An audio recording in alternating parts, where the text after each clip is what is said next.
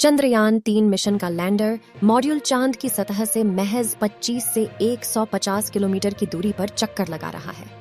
इसरो के मुताबिक चंद्रयान-3 का दूसरा और अंतिम डीबूस्टिंग मनूवर सफलतापूर्वक हो चुका है और अब 23 अगस्त का इंतजार है, जब चांद की सतह पर सॉफ्ट लैंडिंग के साथ ही भारत इतिहास रच देगा और ऐसा करने वाला दुनिया का चौथा देश बन जाएगा।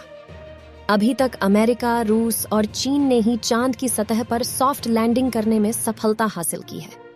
चंद्रयान-3 मिशन और रूसी लूना 25 क्रैश पर अंतरिक्ष रणनीतिकार पीके घोष ने कहा कि मुझे लगता है कि 23 अगस्त को चंद्रयान-3 अच्छी लैंडिंग करेगा। रूस के लूना 25 का क्रैश होना एक दुर्भाग्यपूर्ण घटना है। करीब 47 साल बाद रूस ने लूना 25 को चंद्रमा पर भेजा था। इससे पता चलता है कि आपको अंतरिक्ष अन्वेषण में कभी भी कुछ भी हल्के में नहीं लेना चाहिए। चंद्रयान-3 चंद्रमा की निकटतम कक्षा से केवल 25 किमी दूर है। अंतरिक्ष भौतिकी प्रयोगशाला के निदेशक डॉ.के. राजीव ने कहा कि असली फल चंद्रयान-3 की सुरक्षित लैंडिंग के बाद आएगा। रोवर के पेलोड वहां मौजूद खनिजों के प्रकार को जानने में मदद करेंगे। पहली बार हम चंद्रमा के रेजोलिथ की प्रोफाइलिंग करने जा रहे हैं। चंद्रयान-2 लैंडर अभी भी परिक्रमा कर रहा है और हमें डेटा मिल रहा है। चंद्रयान-3 मिशन पर ISRO inertial systems unit (IISU) के निदेशक पद्म कुमार ES ने कहा कि इसके लिए सटीक प्रक्षेप वक्र ट्रैजेक्टरी का पालन करना बहुत महत्वपूर्ण है, क्योंकि त्रुटियों की संभावना काफी कम है। यही वजह है कि इस सॉफ्ट लैंडिंग को बहुत कठिन काम माना जाता है। रूस का चंद्र मिशन लूना 25 असफल हो गया है। खबर आ रही है कि रूस का स्पेसक्राफ्ट चांद पर क्रैश हो गया है। तकनीकी खराबी के चलते पहले ही रूसी अंतरिक्ष एजेंसी ने लूना 25 के असफल होने की आशंका जाहिर की थी। चंद्रयान-3 मिशन का लैंडर मॉड्यूल चांद की सतह पर 23 अगस्त 2023 को शाम 6:04 बजे सॉफ्ट लैंडिंग करेगा।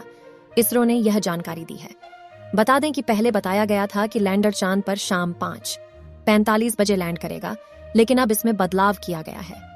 अमेरिका, रूस और चीन ने चांद की सतह पर सॉफ्ट लैंडिंग कराने में सफलता हासिल की है, लेकिन अभी तक चांद के दक्षिणी ध्रुव इलाके में किसी देश के स्पेसक्राफ्ट ने लैंडिंग नहीं की है। भारत अगर इसमें सफल हो जाता है तो वह यह उपलब्धि हासिल करने वाला पहला देश बन जाएगा। अमेरिका के सर्वेयर 1 ने 1966 में चांद पर सॉफ्ट लैंडिंग की थी।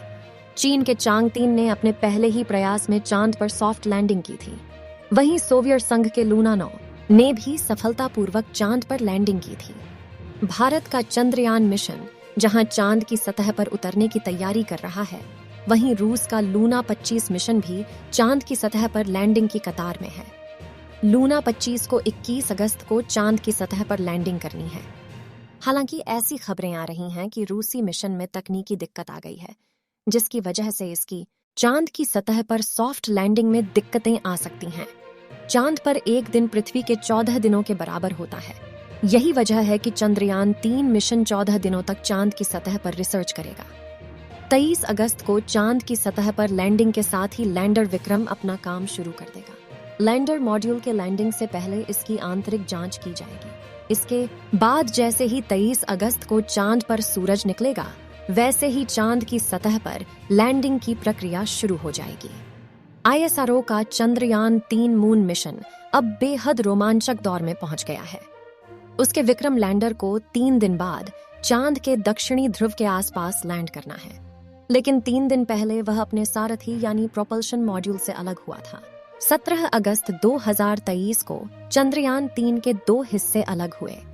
प्रोपल्शन मॉड्यूल को छोड़कर विक्रम लैंडर आगे के रास्ते पर चल पड़ा था। ISRO के पूर्व वैज्ञानिक विनोद कुमार श्रीवास्तव ने बताया कि जब चंद्रयान-3 की लॉन्चिंग हुई थी, तब प्रोपल्शन मॉड्यूल में 1696.4 किलोग्राम फ्यूल था। इसके बाद प्रोपल्शन मॉड्यूल के सहारे ही पृथ्वी के चारों तरफ 5 बार ऑर्बिट बदली गई। 6 बार इंजन ओनन किया गया था ऑर्बिट करेक्शन को मिलाकर। इसके बाद चंद्रयान-3 चांद के हाईवे पर गया, यानी ट्रांसलूनर ट्रैजेक्टरी में पहुंचा। फिर चंद्रमा के चारों तरफ 6 बार प्रोपल्शन मॉड्यूल का इंजन ऑन किया गया। कुल मिलाकर 1546 किलोग्राम फ्यूल खत्म हुआ। कैसे बताते हैं आपको। पृथ्वी के चारों तरफ 5 बार प्रोपल्शन मॉड्यूल के थ्रस्टर्स को ऑन किया गया, तब 793 किलोग्राम फ्यूल लगा।